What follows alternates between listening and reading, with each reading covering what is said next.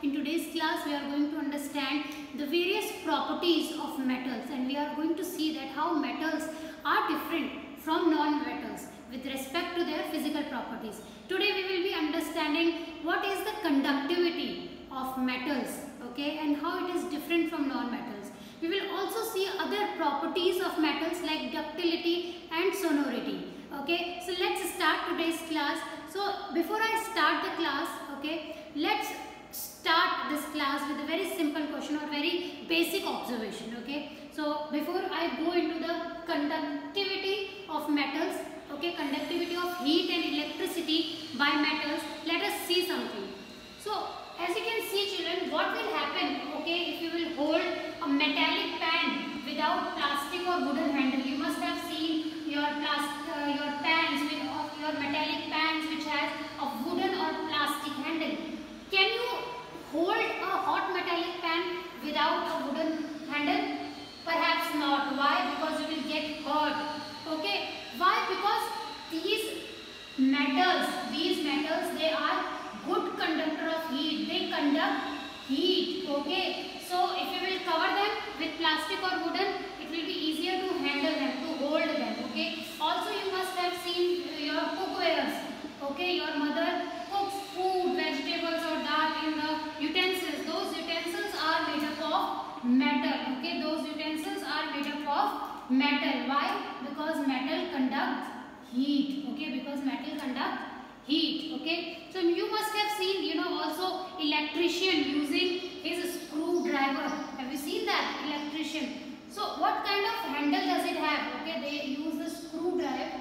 Okay. So it also has a plastic or wooden covering. Okay. It also has either plastic or wooden handle. Okay. So as to protect them from the electric shock. Okay. What do you think will happen? What do you think will happen if there will be no plastic or wooden covering in the electrical appliances? What will happen? Okay, you will get the electric shock because it has metal inside it. Okay, and it conducts electricity. Okay. Also, if you can recall, children, you may know that we had done this activity in previous class where we tried to make an electric circuit with the help of this iron nail. Okay, if you can recall this electric circuit, you may know that we tried to generate this electric circuit with the help of this iron nail.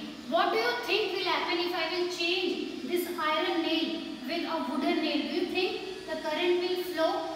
No, the current will not flow in the case of wooden nail or any plastic or any rubber. Why? Because this nail is made up of iron. This nail is made up of iron and it conducts electricity. Okay, and it conducts electricity. So by observing these two things, we came to this conclusion that metals, they actually conduct electricity. Okay, can you even imagine any electrical appliances, any electrical wire made up of coal or any other non-metal?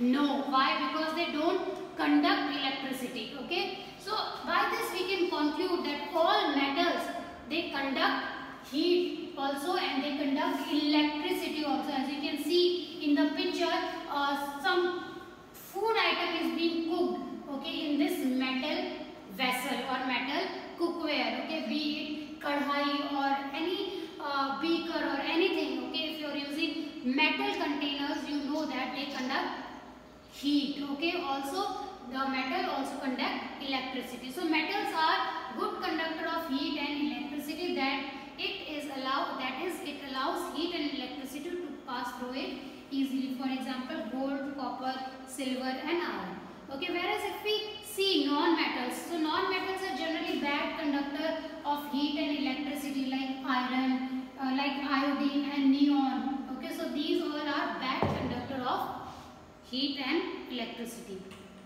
Now moving to the next property, that is ductility. Okay, so ductility, what is ductility? So children, can you recall where do you find these kind of wires?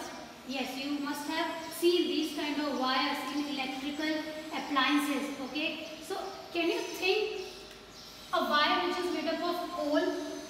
Can you think of that? No. Why? Because coal is very It is not that soft, but coal cannot be drawn into wires. We cannot draw coal wires. Okay, but metals like copper, silver, aluminium, they can be drawn into these wires. Okay, so this property of metal by which we can draw metals into wires, okay, we can feed them into wires, is known as ductility. Okay, so what is ductility? We can say that what is ductility? Let's see here. Okay, we will go towards the definition of ductility later on. So yes, metals are ductile. Okay, if they can be drawn into thin wires. Metals are ductile, it means that they can be drawn into thin wires, as you can see there. Okay, copper wire, silver wire, gold wire, iron wire. So this is the property of metals by virtue of which it can be drawn into thin wires. Whereas if we see non-metals, okay, so non-metals cannot be drawn into thin wires, as you can see here. So non-metals are not ductile, okay, because they cannot be broken down or they cannot be drawn into wires. Okay, so that is ductility. Now children, another question is that have you ever noticed, now we will move forward to the next property, that is sonorous. Now what is sonorous? Sonorous is a property, children, by which metals produces a ringing sound. Okay, have you ever noticed the difference in sound on dropping any iron object or any plate, or you can say wood, for example? So can you tell me what will be the difference between the sound, okay, when we drop these objects? Yes, iron will make a ringing sound. Plate, which is made up of metal, maybe aluminium, silver or anything, it will also make a ringing sound. Whereas wood, or you can say coal, they will not make a sound. Okay, so all the metals, okay, all the metals, they produce a ringing sound. Okay, have you ever heard of wooden bell? Have you ever heard of wooden bell in temples? Have you heard of that? No, you must have seen or you must have heard iron bells. Why? The bells in the temples are made up of iron, which is a metal, because iron and other metal, they are sonorous. They are sonorous. Sonorous means they produce sound. They produce a ringing sound when they are beaten. Okay, for example, if you will take two boxes, one is made up of wood and another box is made up of metal, suppose iron. So you can easily find out, okay, if I will blindfold you and I will ask you to test or to tell me which one is a metal or not, you can easily do that. Okay, the box which will make a ringing sound will be a metal, and the box which will not make the same sound will not be a metal, it will be a non-metal. So what is sonorous? Okay, so sonority is a property by virtue of which metals make a ringing sound when struck hard. Okay, so what is sonorous? Metals are sonorous, it means that it makes sound when hit with an object. For example, bell, strings of guitar, they are also made up of metal. Okay, so that is the property of sonority, or we can say metals are sonorous. Non-metals are not sonorous, that means that it cannot produce any sound when they are hit with a hammer. For example, bromine, fluorine, so all these are not sonorous because they all are non-metals, because they all are non-metals. So let's see ductility, the property of metal by which it can be drawn into wires, it is called ductility. You can take a snapshot. What is ductility? Or the property of metal by which it can be drawn into wires is ductility. Okay, now what is sonority or what is sonorousness? The things made of metals provide ringing sound when struck hard. Okay, since metals produce ringing sound, they are said to be sonorous, and this property is known as sonority or sonorousness. Okay, so I hope you have understood ductility, sonorousness and conductivity. Okay, so by this we have understood that metals are hard, they are lustrous, they are malleable, they are ductile, they are sonorous, they are good conductor of heat and electricity. Okay, so the material properties are called as metals. Okay, so the metals or the substances which possess these type of properties, they are generally known as metals. Okay, so they are known as metals. Now let's see some other properties of metals. Let's see what are they. Density. So we all know that metals are very hard. Okay, so they have high density. Okay, so metals have high density. It means they are very heavy. For example, iron, copper, gold, etc. Whereas non-metals generally have low density like hydrogen and carbon. Means they are not that much heavy if we compare them with that of metals. Okay, so now there are children few exceptional cases. We all have understood that what are the various properties that sets apart metal from non-metals. We just saw all the properties of metals. But children, there are few exceptional cases. Okay, there are few metals which do not follow all these physical properties that we have just studied. Okay, so what are they? Let's understand them. Alright, so as you can see on the screen, electrical conductivity. We all know that metal conduct electricity. Okay, they conduct electricity. Whereas there are few metals. Okay, there are few metals which don't conduct electricity. Okay, whereas there are few metals also which don't conduct electricity. Also there are some non-metals. There are some non-metals which conduct the electricity. Okay, so this is the exceptional case that some non-metals, they conduct electricity. Okay, so what is that? That is carbon. Carbon is a non-metal. We all know that, and we all know that also that non-metals don't conduct electricity. Okay, but carbon, okay, which is in the form of graphite, is a non-metal. Okay, and it conducts electricity. Okay, so you have to keep in mind that carbon is a non-metal but it conducts electricity. Okay, otherwise non-metals are generally poor conductor of heat and electricity. Non-metals are generally poor conductor of heat and electricity. Okay, whereas there are few exceptional cases like that of carbon, which is a good conductor of heat, good conductor of electricity, not heat.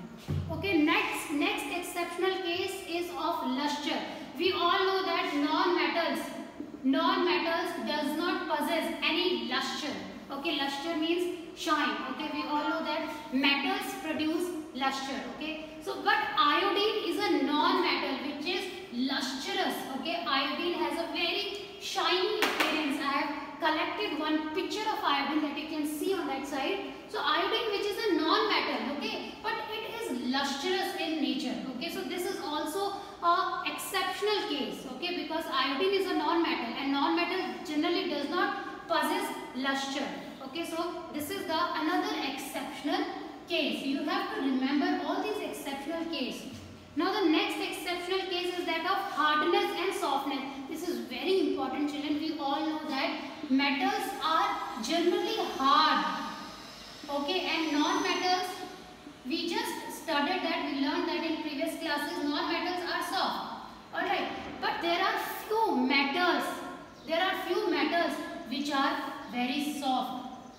Are you surprised to know that? Yes, children, there are many metals which are soft, whereas there are few non-metals which are hard. So that is the exceptional case. So in non-metal comes the diamond. Okay, so you will be surprised to know that diamond is a non-metal. As you can see here, diamond is a non-metal but it is hard. Okay, because it's an exceptional case. Whereas few metals like potassium and sodium, okay, these two metals are very reactive. Actually, sodium is stored in kerosene oil.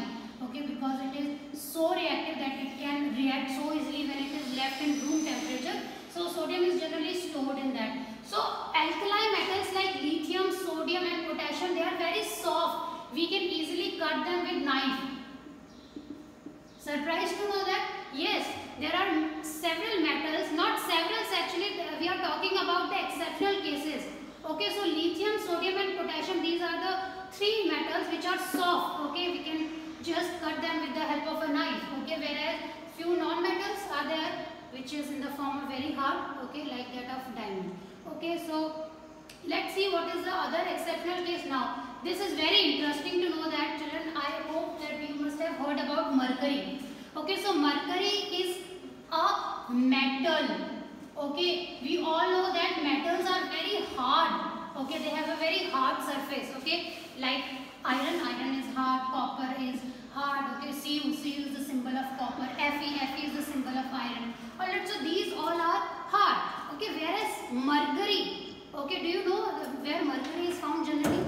Yes, in thermometers. Okay, you can find mercury in thermometers. Okay, there is this sticky substance which is there in thermometer, which actually tells you the temperature. Okay, is mercury, and that mercury is liquid. Okay, that's the very great and very good exceptional case where we can see that although metals are hard, metals are in hard state, but mercury is an exceptional case because it is liquid at room temperature and mercury is metal. You can see the picture of it. Okay, once the school reopens, we will be showing, we will be seeing mercury. It's there in the lab. I will show you how the mercury looks like. Alright, so now boiling point and melting point. So there are few metals, they have high melting, they should have high melting points, but as I told you, few exceptional cases like sodium, potassium, cesium, gallium, these metals have low melting points. So okay, that is also an exceptional case. Alright, so diamond. Okay, diamond is a non-metal. Non-metals have very low melting point. Okay, but diamond have high melting point because that's an exceptional case. Also density. Okay, so all the metals, they are very dense. Okay, if you talk about iron, it is very dense. Dense, by dense means that the particles which are there inside it, they are very closely packed. Okay, this is something that we will study in class 9. But by density, what you can infer is that density means they are hard. Okay, they are hard or they are heavy. That is what you can infer it from density. So metals are generally highly dense. Okay, they have high density. Whereas there are few metals like lithium, sodium. Do you know what is the symbol for sodium? Na. So they have low density. Okay, so that is the exceptional case. Okay, now since there are so many exceptional cases, so there are other type of properties. Okay, we can classify metals and non-metals. Okay, we can classify metals and non-metals on the basis of their chemical properties. Alright, so we will be classifying metals and non-metals on the basis of their chemical properties. We have just started about the physical properties of metals, like they are dense, okay, they have high density, their malleability, sonority, lustrousness, all these things, they all come in the physical properties. But there are few exceptional cases.